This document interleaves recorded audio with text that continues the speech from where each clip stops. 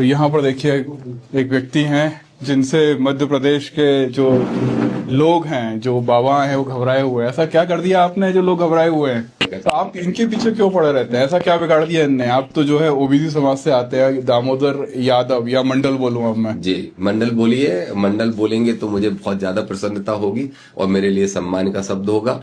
मैं ऐसा मानता हूं कि इस देश में आज तक मंडल कमीशन की सिफारिशें लागू नहीं हुई, तो मंडल कमीशन की सिफारिशें जिस दिन देश में लागू हो जाएंगी और जिस दिन पिछड़ा वर्ग के व्यक्ति अपने हक अधिकार को समझते हुए, बाबा साहब का सम्मान करते हुए संविधानवादी हो जाएंगे, उस दिन आडंबर पाखंडी खुद ही सरेंडर कर जाएंगे। और मेरी कोई धीरेन्द्र शास्त्री या ऐसे लोगों से कोई बुराई नहीं है।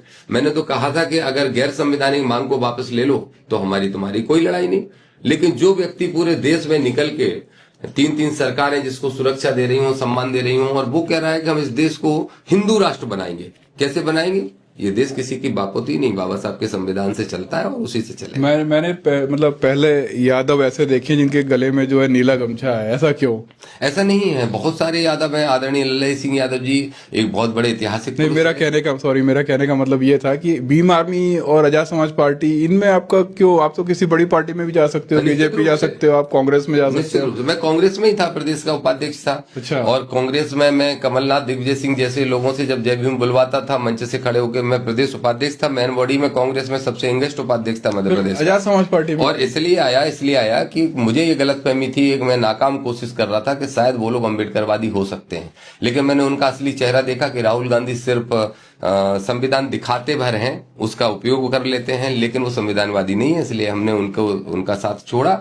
अब उसके बाद स्वाभाविक तौर पे जब मेरी जो सीट है जहां से मैं विधानसभा लड़ रहा था, मेरे पास बहुजन समाज पार्टी भी ऑप्शन थी, आजाद समाज पार्टी भी ऑप्शन थी। मैंने देखा कि ऐसा कौन लीडर हो सकता है जो देश में लंबे समय तक बाबा साहब के विचारों को लेके नीला झंडा लेके निकल सके। मुझे भाई चंद्रशेखर आजाद जी से बेहतर कोई विकल्प नहीं लगा, इसलिए हम दोनों भाई मिलकर काम कर रहे हैं। कितने केस हो गए आपके ऊपर अभी तक? मेरे ऊपर तो करीब 36-37 केस हैं।